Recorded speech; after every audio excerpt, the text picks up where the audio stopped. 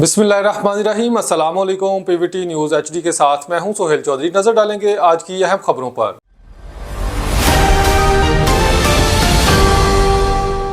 Municipal committee Bahawalnagar में मुबैना जाली असनाद दोबारा मंजर आम पर। खबर शामिल करते हैं डिस्ट्रिक्ट बहावलनगर से। पीवीटी न्यूज़ के हमारे नुमाइंदे मलिक मुश्ताक अहमद खिलजी के मुताबिक बहावलनगर के एक शहरी ने बयान हल्फी के साथ एंटी करप्शन बहावलपुर में दरख्वास्त जमा करवाई, जिसमें म्यूनसिपल कमेटी बहावलनगर के बाज़ मुलाजमीन की मुबैना जाली या गैर मुस्तनद तालीमी असनाद का हवाला दिया गया।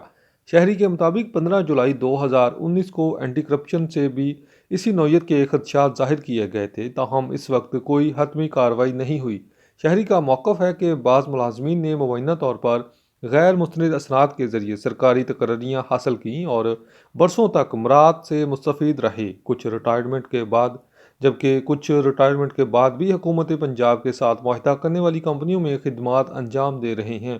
शहरी का कहना है कि मामले की शफाफ जांच ज़रूरी है ताकि हक़ाइक़ सामने आएँ और अगर किसी बेज़ाब्तगी की तस्दीक हो तो कानूनी कार्रवाई मुमकिन हो। कानूनी माहिरीन के मुताबिक किसी भी सरकारी ओहदे पर दुरुस्त और तस्दीक शुदा तालीमी असनाद फ्राहम करना लाजमी है और अगर असनाद मशकूक हों तो मुतलका महकमा कानूनी कार्रवाई के अहल है। ताहाल कोई हतमी नतीजा सामने नहीं आया, इसलिए किसी भी शख्स या अदारे पर इल्ज़ाम लगाना कबल अज़ वक्त होगा। सहाफ़ती ज़ाब्ता अखलाक के मुताबिक जिन मुलाजमीन के बारे में शिकायत हैं, इनके नाम फ़िलहाल मंजर आम पर नहीं लाए गए।